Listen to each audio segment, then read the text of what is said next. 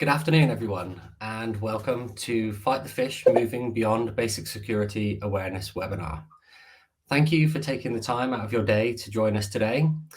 I am Nathan Charles, Head of Sales at Oryx Align. Some of you on this webinar will know me, others will not. So I'll start with a brief background on myself.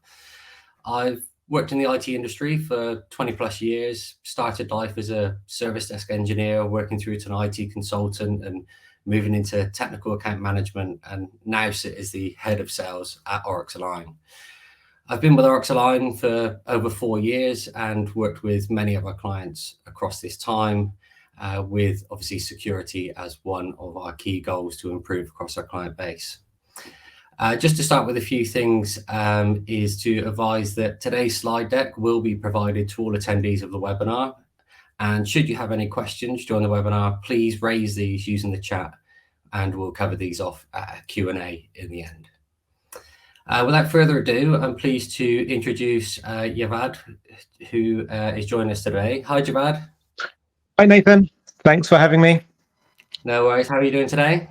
Yeah, very good. Thank you. Very good. Good. You could just give a brief introduction, Javad.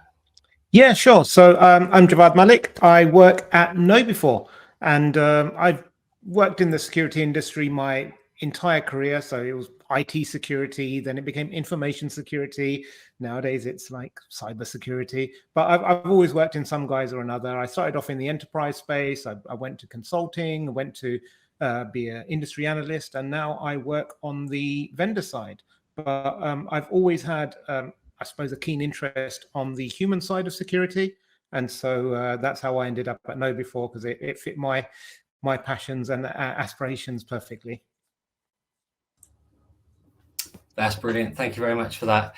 Right, so without further ado, we'll get started on the presentation itself. To start with, we're going to go on how security awareness training reduces your security risk. So Javad, for this part, I'll hand this over to you. Yeah, sure. Thank you. So, oftentimes, the question comes to mind that, well, we invest a lot in technologies. So why do we need to also invest in security awareness training on the human side? And there are a number of studies year after year that support the fact that humans are pretty much attacked the most whenever it comes to any form of breach. Oops, I accidentally. So you can see, like, this is from the Verizon data breach report. You can see social engineering right at the top. It's always among the top attack vectors that, and even now, like, if you go through and you look at any news article, you look at any threat intel report, you see how nation state actors work, you see how opportunistic cyber criminals work.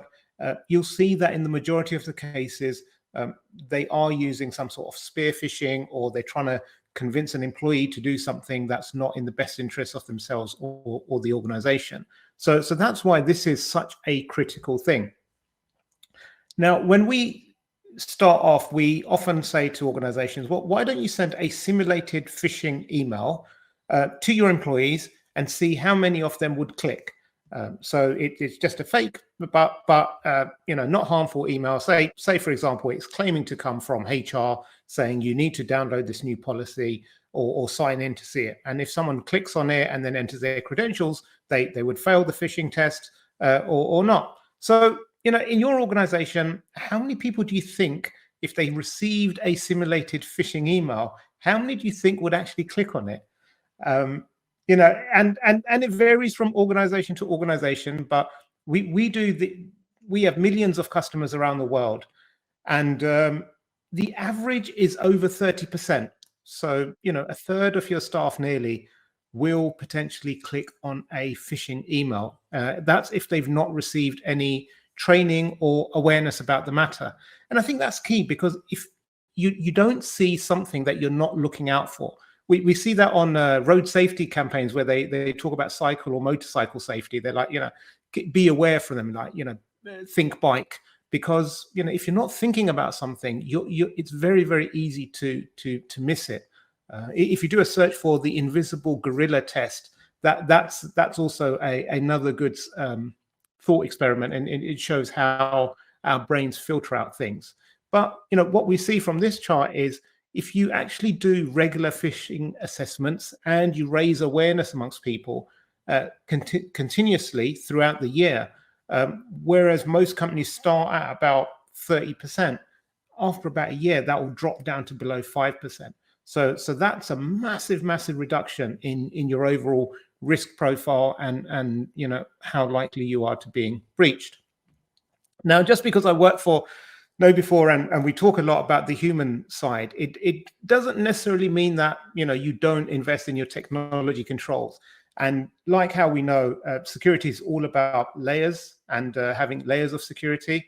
And I love this chart by the NCSC, the National Cybersecurity Center, and it's broken it down into four layers of how to protect your organization against phishing attacks, which is by far the largest type of social engineering attacks that go on. And so layer one is make it difficult for the attackers to reach your users, so have your mail gateways and stuff in place. Layer two is what we've been talking about so far, is help your users identify and then report suspected phishing emails. Layer three is to protect your organization from the effects of undetected phishing. So if someone does click on something, then do you have some endpoint protection or some technologies there? And layer four is to have an incident response, detection and response capability in place. So I think collectively, we need to look at everything collectively in the whole big scheme of things to have that solid layer. But I think most organizations, layers 1, 3, and 4 are easier to understand because you can get some technology to do it. Layer 2 is the one where there's no quick and easy fix. It's something we need to be quite rigorous about and consistent about over time. I really agree with this, Javad. It's a great slide, and I think back in time it was so easy for companies to look at their IT infrastructure, their endpoints, and their firewalls and their network and protect their infrastructure, and you had one circle to protect. I think things have changed dramatically over the last 2 years with remote working, and that circle of protection that we all sat in is now spread around people's houses and homes, and we've got people working from everywhere, and we need to make sure that they're thinking about their security and how they're behaving. So layer 2 has probably become so much more important over the last 2 years than it ever has been. But luckily businesses are much more aware of this. I always like bringing these things to live situations, like real life things that people can draw on. I've actually got 2 examples. One, which is quite going around the internet quite a bit at the moment, is a video of a security guard outside a football stadium. Now this guy is employed to protect everyone going into the football stadium. Unfortunately, the video's gone viral because he's the guy that's meant to be patting down everyone and checking what they've got on them or not walking into the stadium, and he's barely touching them. The guy videoing it is laughing, and obviously what he's doing is his job, but he is letting down the security of everyone in there by not doing that properly. And another example has actually happened to me 2 weeks ago. I went to a concert with my wife. My wife was very silly and forgot that she had a metal water bottle in her handbag, which is obviously not allowed into any concert, any arena. She left it in her bag. We got to security. The guy glanced in her bag and let us in and didn't even see the water bottle, didn't even check it was there. So we were then the biggest risk inside effectively what is their network, just because one person wasn't aware, wasn't fully trained, wasn't keeping on top of everything going through. And I think we can relate that to IT now. If we drop the ball on one email, drop the ball on one bit of traffic coming in, then the risk is in and it's easy to exploit. So there's quite a few ways to bring it back to how we operate in day-to-day life, and how these mistakes can easily be made. So now we'll hop on to what dynamic security awareness training and phishing looks like. So I'll hand this back over to you, Javad. Oh, thank you. And I love that analogy of the security guard. I'm going to use that myself, I think, in the future. But I think dynamic security awareness and phishing. So there's the there's a few different components to that, and I'm going to start off with training, because this is probably the most important part of engaging with your users, and you need content that caters to all sorts of audiences. So some people or some organizations, you might want something that's a bit corporate-y, as in like play it safe. It's an animation that just gets the bullet points across. So that information is there in some of the training modules. Maybe you want something that is more gimmicky, or a bit more humorous, or a bit more drama based. So that breadth of content is all available within the KnowBe4 platform. But I'd suggest that's something you look for whenever you're looking, because if you play the same content, no matter how good it is, if you play it repeatedly over years, it begins to feel stale and people disengage. So engagement is the key thing. Now we have like these training modules, and they're like interactive modules. They cover a wide range of topics. They're all SCORM compliant and can be downloaded, so you can use with your own LMS, so learning management system. And literally like hundreds of modules are available. There are also mobile first modules, so they're optimized to be displayed and viewed and interacted with on mobile devices. And these are typically shorter content, so they last up to about 5 minutes. And so it's really good like on the go, or if like users are based in low bandwidth regions.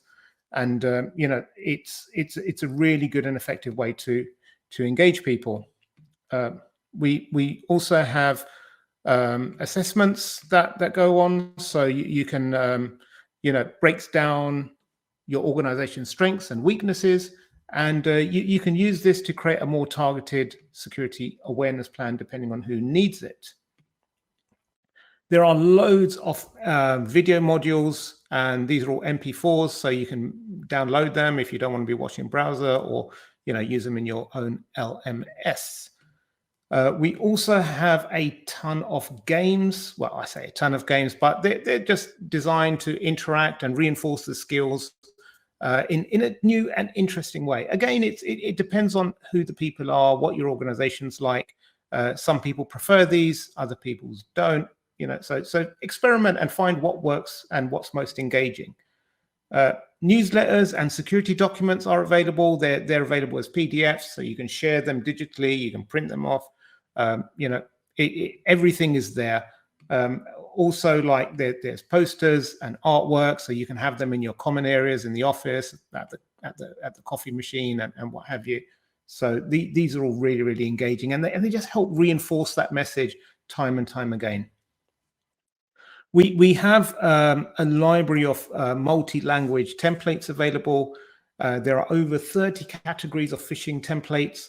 So they're broken down into things like banking, finance, social media, government, online services, healthcare, and there's also a community section. So if you create your own templates, you can upload them into the community section, or you can download other templates which other organizations have uploaded. They say, hey, this is really effective. So, say, there's a new event that's happening, then you can start tailoring your templates around that new event, and you can share them. So timely topics are also really useful.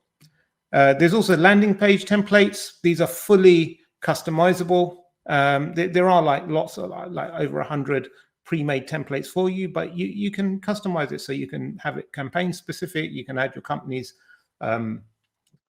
logo and design to it. It's all everything's highly customizable. We also have like ASAP, with Automated Security Awareness Program. And this is just really, if you don't know where to start, just start with ASAP. And literally within a couple of hours, you can build your own customized security awareness program.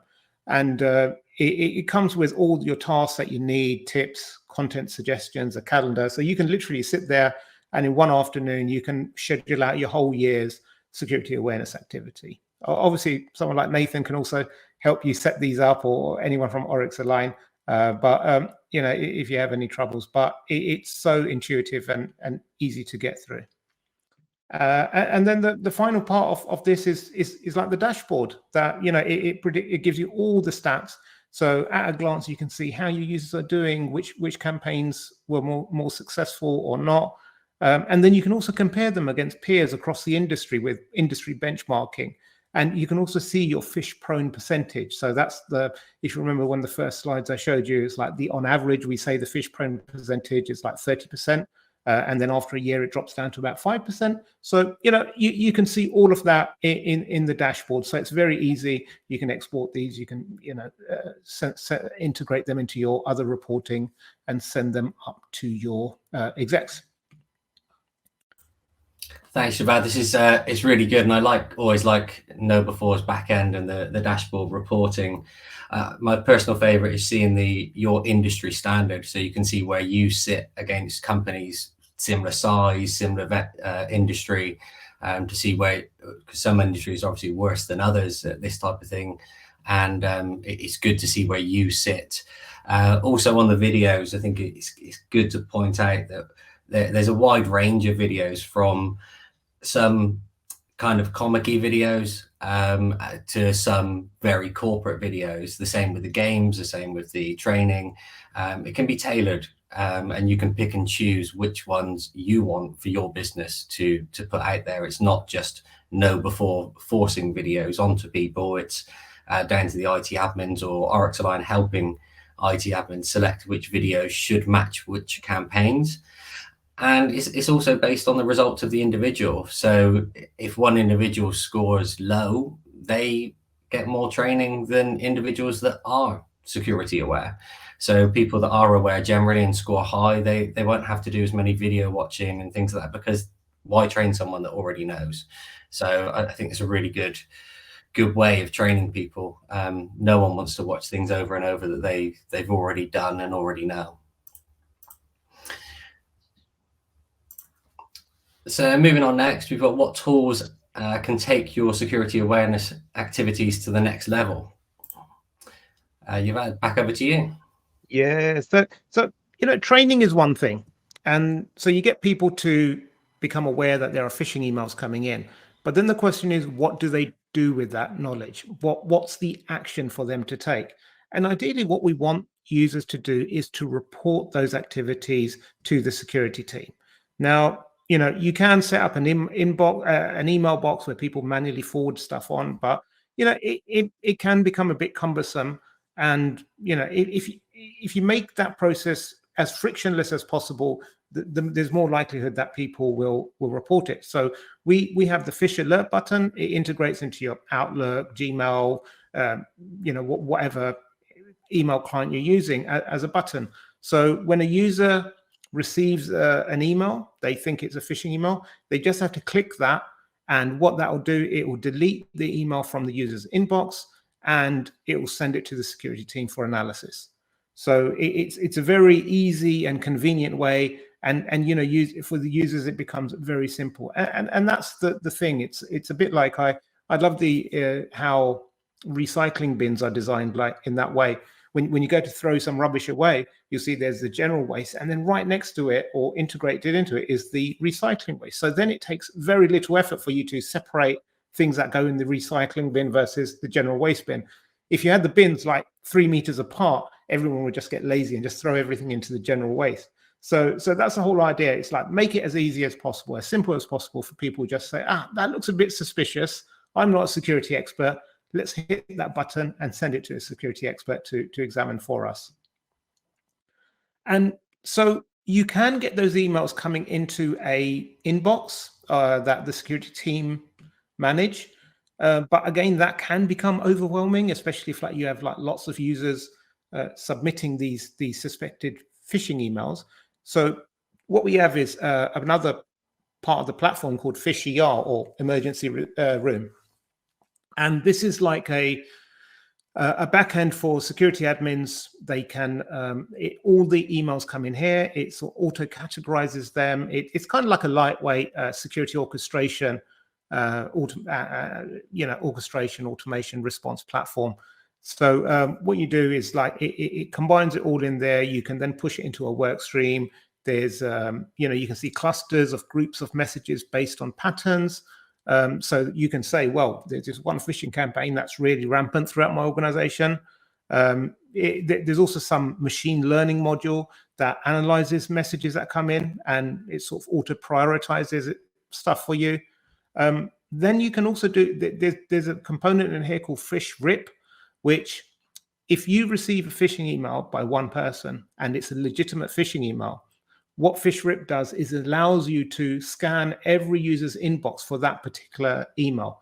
And if it's a match, you can automatically remove it from everyone's inbox so that there's no chance that they might fall for that. So it's really powerful and really quick. And the other function I really like about this is something called phish flip. So what that will do is it will take a malicious email and take out all the bad stuff, all the bad links, and convert it into a phishing template for you to use. So because you know this is a legitimate, a real phishing email that's come in and someone could have clicked on it, you can turn that into a training exercise. So you turn it into a harmless template and you send it out to everyone and see, well, you know, if this had gone to everyone, how many people would have clicked on it? So a lot of it is just, again, designed to help the administrator streamline everything and respond to things quickly. There's some forensic capabilities in here. Also, if something's not a phishing email, you can just push it back into the user's inbox and say, thanks for reporting it, but this isn't actually a phish. So very powerful, lightweight and powerful. That's great. Thank you, Javad. It's great to push awareness onto users and for them to be able to easily report and not worry about reporting things, because sometimes users can be, you know, stuck saying, is this right? Is it not? Who do I tell? How do I tell them? I don't want to forward them the email because then they've got it as well. Am I spreading it? So having tools to be able to do this and make it easier and for IT to manage as well, knowing they're all coming to one place, does make things a lot easier. Now, obviously, at Oryx Align, we don't just cover KnowBe4. There's a lot of other security software out there that we do. So there's a couple that I wanted to just bring to attention today in line with what we're working on.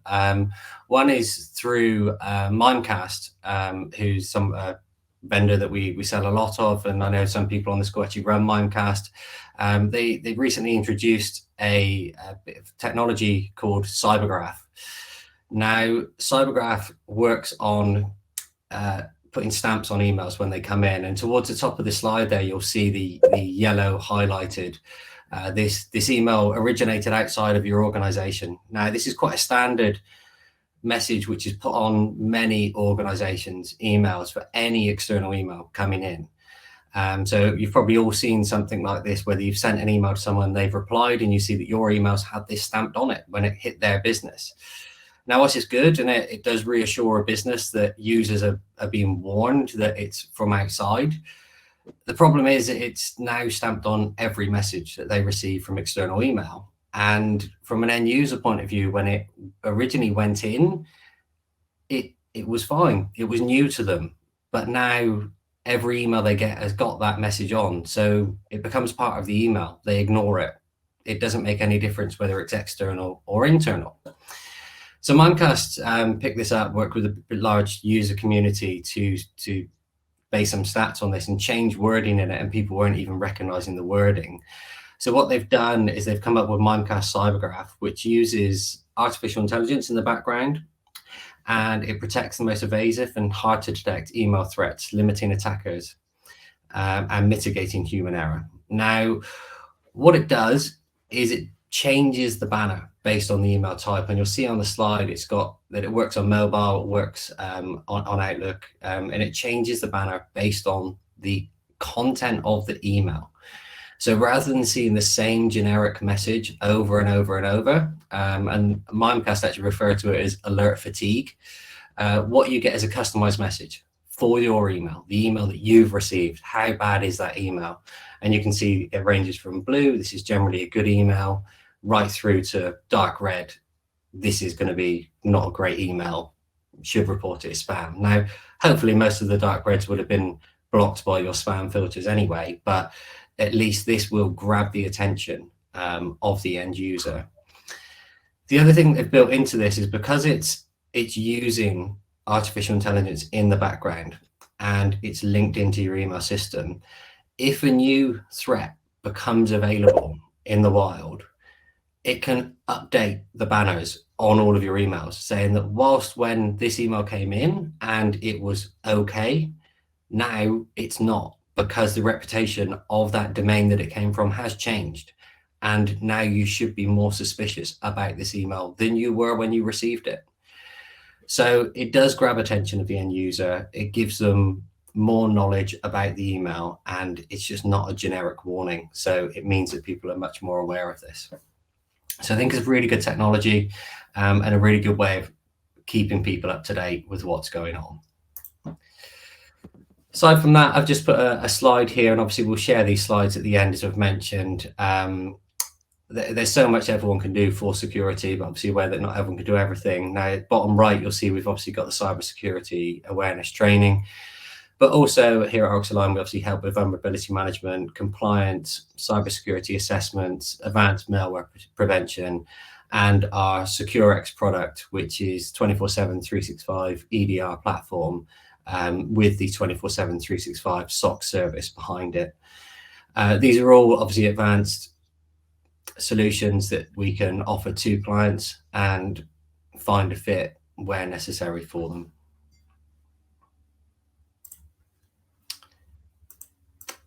So now we'll move on to practical security and behavioral management tips. Javad, over to you.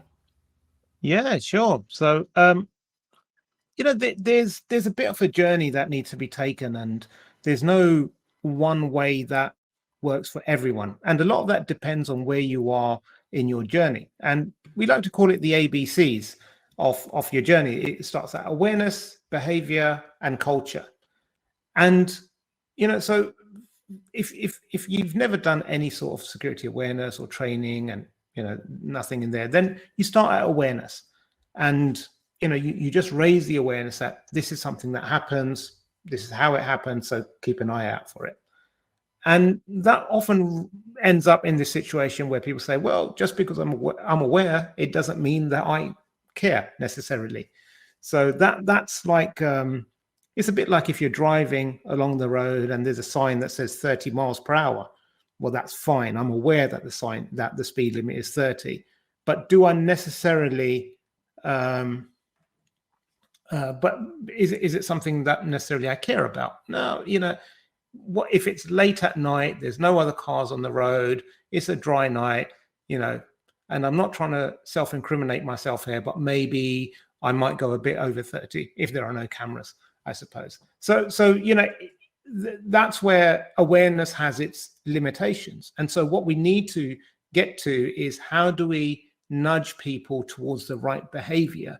Because if they do the right thing, then ultimately that's what our goal is. We want people to do the right thing. So creating nudges or cues along the way are really, really useful. So even in software development, they found that where people enter a password, if there's a password meter at the bottom of it, or a face that goes from a sad face to a smiley face, the stronger your password gets, people are more inclined to choose a stronger password. You don't actually have to technically enforce a long, complex, strong password. Just having that little nudge of like a smiley face is enough to get most people to choose that behavior. So, similarly, having a shredder right next to your printer is another thing. You're designing and architecting your environment so that you nudge people towards the right thing. And finally, once you create that throughout the organization, and it embeds from top to bottom and left to right, it creates a strong security culture where it becomes part of your organization's culture. It's not a security culture, it's the organization's culture. And challenging people who don't have a badge on, or not letting people tailgate, or locking your machine when you walk away from it, or not clicking on phishing emails, is just the thing that you do. It's not felt off or as something that is imposed on by a separate body. And then, just some ideas about culture to help make it a bit more real, I'd say try to set the tone from the top. So try to find some execs who buy into this and get them to share some of their stories. It's really, really powerful in organizations where an exec can share a story with everyone saying, I received this phishing email, I nearly clicked on it, or I was fooled by it, or I did click on it, but then IT was able to save me from it. And what this does is it humanizes the problems, and it takes away some of the stigma or shame that people might feel. And I think that's one of the big challenges we see in organizations, where people they might do something wrong, and then they're so ashamed, or they think that they might get into trouble, that they don't report it. And we all know that every hour, every minute that goes by without an incident being reported is more time that the bad actors have within your organization to do something. The second really good tip I find is to create a security champions network within your organization. So, every department, maybe there's one or two people that are more keen about security. It's not their job, but they can be your eyes and ears within the organization, and they can help promote any of the new security messages you want on, and they can also report back on, like, well, we're having this problem, or this is a challenge, or, people aren't using multi-factor authentication because this app is completely broken and it never works for anyone. So then you can re-architect things. And the final thing is, I think, reward positive behavior. Oftentimes, security teams are seen as the department of no. They're always saying no to everyone. And the only interactions people have with security teams is when they're getting told off for, trying to design something that doesn't meet their policy, or someone's done something wrong and they're getting told off. So I think it's really important to reward positive behavior. If someone reports a phishing email, and even if it is a real phishing email or not, they should be rewarded for that, because they've played their part and they've contributed towards that security culture, and they've tried to do the right thing. So I think these are some good tips that we've seen work through many organizations around the world. But obviously, it's not an exhaustive list. That's great, Javad. And I got told a really interesting story from a company. It's about 2 weeks ago that I got told the story, but it actually happened over a year ago, where a member of staff in the company had actually clicked on a link and created a security breach. And like you say, was very concerned about what they'd done. But rather than hiding it, they went straight to their boss and admitted what they'd done. And the business went into panic because it was a big security breach. It got fixed, it got covered up, and everything was fine. The employee got called into a meeting with the manager, expecting to be told that he was going to be disciplined. He actually got paid a bonus for reporting it, because the bonus of him telling it, and the ethos of that spread across the business, and the messaging that put out was, it was much cheaper to give him the bonus than deal with the scenario of leaving that unknown in the network for however long until someone picked up on it. So I thought it was a really good story, and a good message to put out, that we need to encourage people to come forward with making mistakes. People make mistakes. They are the biggest risk at the moment. And if, at least when they do, they know they have, and they're comfortable to report it, knowing that it's not going to be a very old-fashioned approach of discipline on mistake, then it's much more rewarding for the business. That's a fantastic story, Nathan. I love that. That is so good. I've never heard of an organization giving a bonus for that, but that is absolutely the kind of behavior. Yeah, I hadn't until then, and when I heard it, it was it was enlightening. It was to see it, and it was a CEO of the business that called him in and gave him the bonus, because he appreciated how much it would have cost him if he hadn't known when he knew. So it was a good message to put across, and the message obviously spread across the business rapidly, that obviously don't make mistakes to try and get a bonus, but if you do make a mistake, admit it, because it's much easier for it to be dealt with there and then. So that brings us to a close of the presentation. So now we're just going to move on to some questions, and I think I'm just going to check. We've had a few questions come in.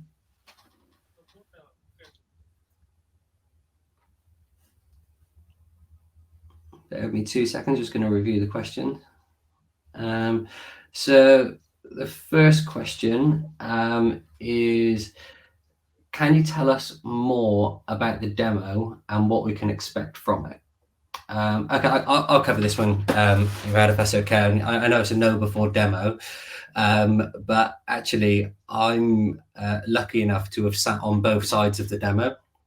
I was actually working for a client 3 days a week about 2 years ago, and at the time they were reviewing know before, so I got to see know before demo as a client and as a reseller.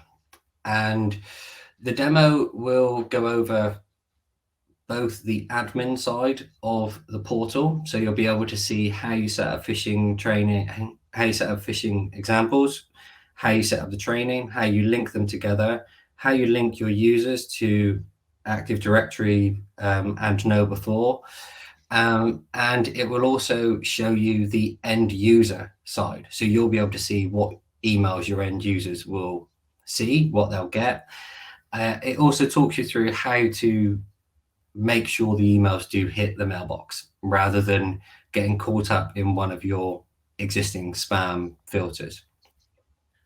The webinars, so the demos that I was sat on were generally 45 minutes, and then they had Q&As at the end as well, and it just gives you a few examples of the videos that you could do as well. So there's a lot covered in the demo, and once you've done the demo, you're almost ready to use the system because you've seen it front end and back end.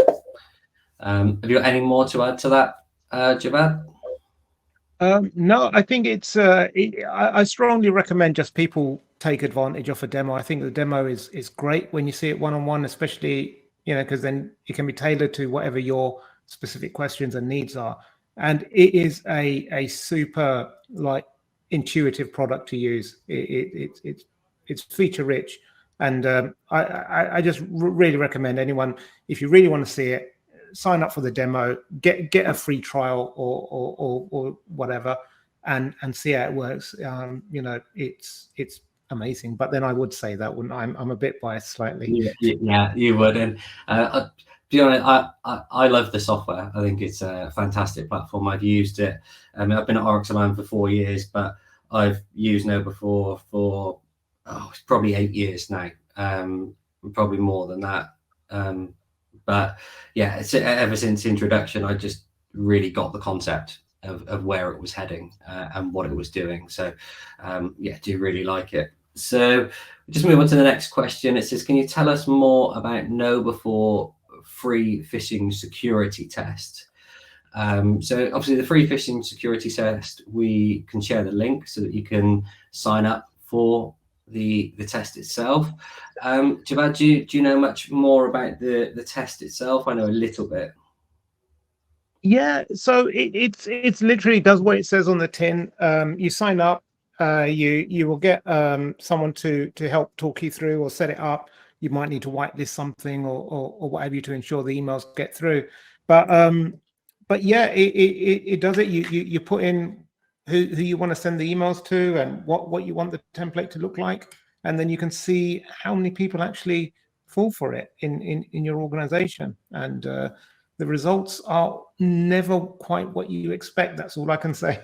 Yeah, I don't know. I've run a few. I think the only thing I think we've ever had to do for the free test, because obviously I know you can go and fill out the information, and it will do the test for you. But I know there's some domains you might need to whitelist in spam filters just to make sure that, like I said, we don't want to run a free test and then your spam filters are going to be completely blocking everything, because then you're not actually testing anyone because it's all in their spam and they're not going to read it anyway. So there is a little bit of configuration needed on the client side just to make sure that goes through. Another question is, apart from security awareness training, do you have any recommendations on effective technologies to implement? I'll cover that one a bit. Unfortunately, I'll cover it at a very high level. Obviously, there's so many recommendations that can be made, and any of you that have worked with Oryx-Align will know that we don't just push products. We like to understand the problems, like to understand the risks, like to work with businesses and understand what the end goal is. So yeah, I mean, we've got a vast range of technologies that we use, vast range of vendors that we use, and it's good to understand from the client what budgets we're working towards, what timelines, what the risk is that they're trying to mitigate, how they've found that risk. Is it that they've got an existing solution and it just isn't up to scratch? And then find out what it's missing from there and go from there. So do we have recommendations? Yes, we do have lots, but they're per business, and something that we might recommend to one business we wouldn't recommend to another, because there's not one solution that fits all, unfortunately. So another question's come in. Javad, this one would be for you probably. Where can the phish alert button be added to our Outlook? So when or where can it be added? So yeah, I think where can you get the phish button, and how can they add it is probably the two-part question there. Yeah, so even if you're not a customer, you can go and you can get a free version of it. So you can just download it and install it, push it out to your organization. So it's really easy. You can get it as an extension on Chrome or Google and what have you. So it's pretty easy. You can just go out, even if you're not a customer, and get it, and then configure it to send emails to wherever you want. Obviously, with that, it's not going to go into anything like phish ER, but that's that. So it's pretty there. If you are a customer, then the tech documentation will show you exactly where you can download it and push it out, and how to configure it so it all comes into phish ER, and you can triage your email alerts like that.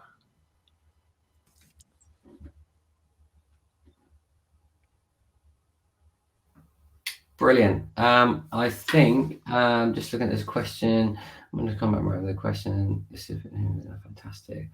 So we've just had a comment from someone who's obviously used the system before, saying that the snippet training videos are fantastic, which is good to hear. And do you know which one is it that there's the video series which you've got online? It's on like season 4 or 5 now, and it's basically yes. Yes, it's called The Inside Man. That's the one.